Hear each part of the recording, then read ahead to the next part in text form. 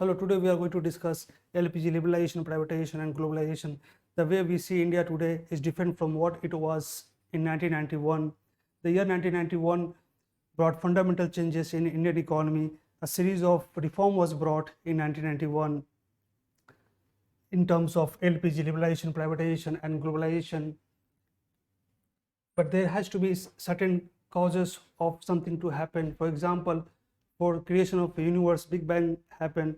So for the same reason, for happening of LPG, liberalization, privatization, globalization, there was certain condition.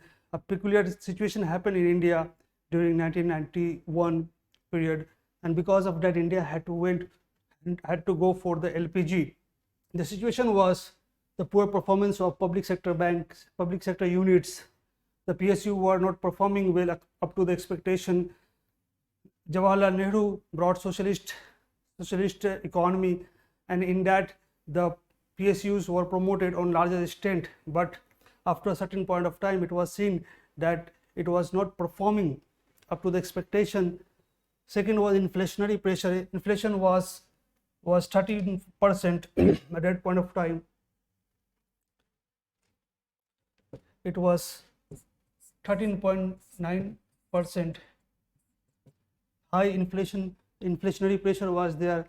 Rise in fiscal deficit. The fiscal deficit was widening by more than 10% at that time. Huge burden of tax. The public were burdened by the huge tax. Fall in forest reserve.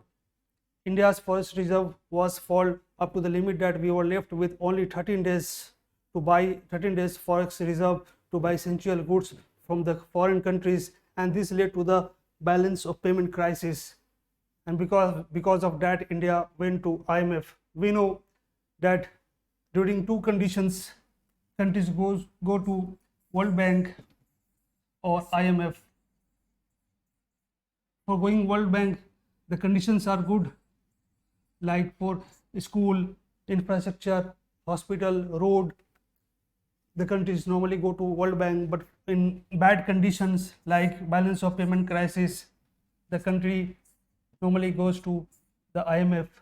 When India went to IMF put certain condition, like the way the Lala does. When we earlier days, when we were not having much money, then we used to go to the Lala कि कुछ पैसे हमें दे दीजिए. लाला बोलता था कि पैसे तो मिल जाएंगे, लेकिन आपको अपने कागज़ जमा करने होंगे. कुछ कंडीशंस रखते थे वो. In the same way, IMF had put certain condition to India that we are ready to give you money, but you will have to open your economy, and you will have to liberalize your economy, you will have to devalue your currency. Thereafter, certain changes is to be brought in terms of the tariff. So certain conditions were put forward by India, and India duly accepted that conditions of the IMF, and that condition, the loan was given under EFF,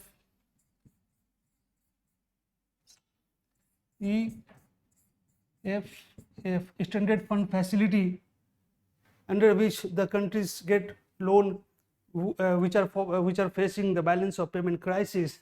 So this was the situation under which new economic reform was brought.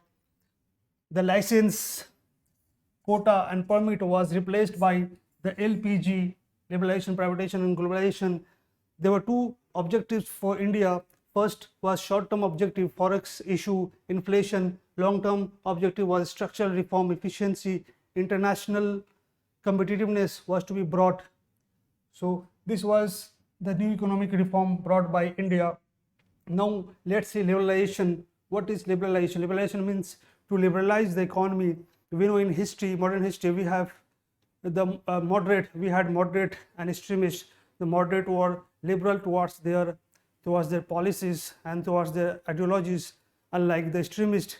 In the same way, for Indian economy, the liberalization policy was brought, under which the private players were given more freedom, and the government, the restrictive policies were brought down under liberalization. The country was economically unfit, and to make it fit, the fit scheme was brought, under which there are 5 heads. First is financial sector reform, the foreign exchange reform, industrial reform, tax reform, trade and investment reform. Under financial sector reform, was brought in the functioning of RBI. The role of RBI was changed from regulator to facilitator. More banks were open, private banks were open, the foreign as well as the domestic banks were opened. The more investment was allowed to happen in the banking sector.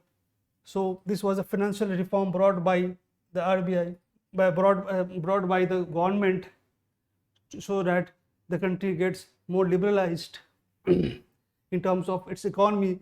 The foreign exchange reform was brought. Our currency was devalued by more than 22% through the market exchange rate was followed. Demand supply, the exchange rate was determined by the demand and supply. So this was the foreign exchange reform. Industrial reform was brought. We know that earlier we were having the license permit Raj. License was required to open any business. So under industrial sector reform, first the licensing system was scrapped, except for few industries like cigarette industry, liquor and explosive industries, some strategic and security purpose also some areas were reserved. So this is how the industrial reform was brought. Another changes was brought in industrial reform was the share of PSUs were decreased from 17 PSU to 3 PSUs.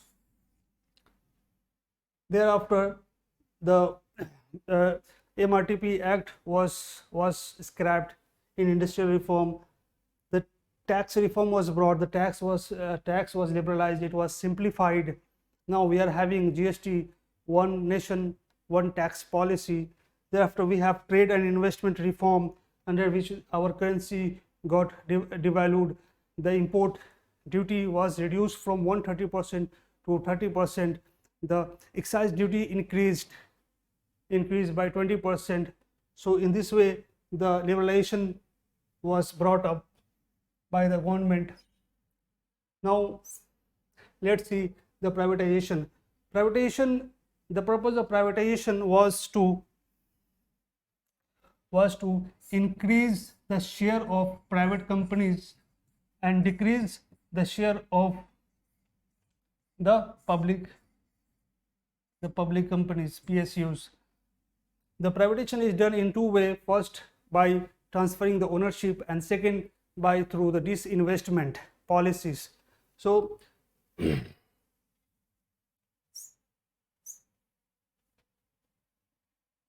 yes, the objective of privatization is to ensure that there should be a modernization, financial discipline among the PSUs, because earlier we know that PSUs were not performing well. There was inefficiency in their performance, there was corruption in their performance. So because of that, privatization was brought. Another thing, the country was going through structural reform. The people were moving from agricultural base to the industrial base because of their livelihood, which required the changes in the economy policy too. Because of that, the privatization was brought up. There are several benefits of privatization, like privatization promotes the competitiveness, modernization, the consumer sovereignty is promoted. What is consumer sovereignty? Consumer sovereignty is nothing but it gives wider choice to the consumer to buy goods. They have choice to buy the quality goods. So these are the benefits of privatization, but there are certain demerits of privatization as well. The privatization, because of privatization, the benefit has not reached to the lower section of society. The poor were still deprived of the benefit of the privatization. Now let's move to the another portion.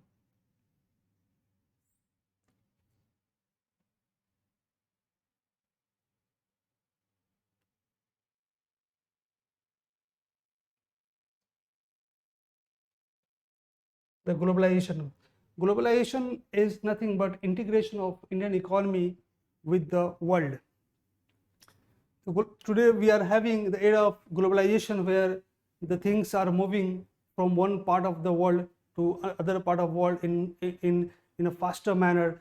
For example, COVID period. In COVID period, the COVID virus spread within 1 month. So this is the era of globalization. But at that point of time, the globalization was introduced in 1991 through several measures by devaluing our currency. The investment, equity investment was increased, and the tariff was reduced, through which the globalization was brought. The positive impact of globalization is this: today we are having so many companies which are established in India. For example, we are having Samsung, Nokia. Indian companies are going to foreign. For example, MDH is sold in many countries. MDH masala is sold in many countries. So this is the benefit of globalization. But negative of globalization are there also. The globalization has benefited more the developed countries than the developing countries. The disparity has increased between the nations and the people. So these are the demerits of globalization. Now let's see, there are two sides of a coin. In the same way, the new economic policy have also the two sides. The first is the argument in favor of new economic policy. It leads to the new economic policy led to increase in GDP growth. Earlier, the GDP was 1.1%, and soon after the introduction of the LPG, the new economic policy, it remained 6% for long period of time. The foreign investment increased to India, rise in forest reserve. Today we are having more than 600 billion forest reserve. Earlier we were left with only 2 weeks of the foreign reserve to buy the essential goods. Rise in export have increased by 13% on annual basis since 1991. The control of inflation, earlier inflation was 13.9 during 1991. Now it has established, it has moderated. Increase in role of private sector. The private sector have increased. Today in every sector we find private sector. Private players are present in all the areas, whether it is banking, mobile phone, infrastructure, road, railways, whether we go to airport, everywhere we find private players. The consumer sovereignty has been promoted because of the liberalization, privatization, and globalization. There are some negative impact of LPG as well. First, negative neglect of agriculture. Agriculture got neglected at that point of time. The more focus was given on the industries. Unbalanced growth. Today we are having the unbalanced growth in terms of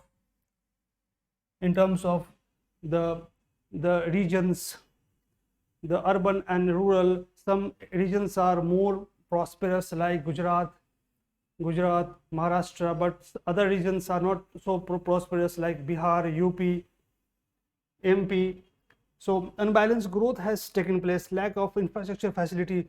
The focus was not given much on the power sector because investment was lacking at that point of time. Not non-tariff barrier by developed countries. The developed countries have increased the non-tariff barrier. Because of that, the developing countries were not able to sell their goods in other countries. Developed countries, ineffective disinvestment policies, the value of PSUs got reduced, and because of that, the disinvestment policy have become ineffective by and large. Cultural erosion has happened. People are more confident and they are more proud of using or following the Western footstep, forgetting their own culture.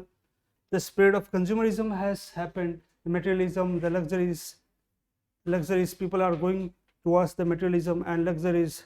So we see that there are both for and against of NEP, but we can say that the globalization has brought both positive as well as there are some negative impact of NEP, but by and large it has benefited India.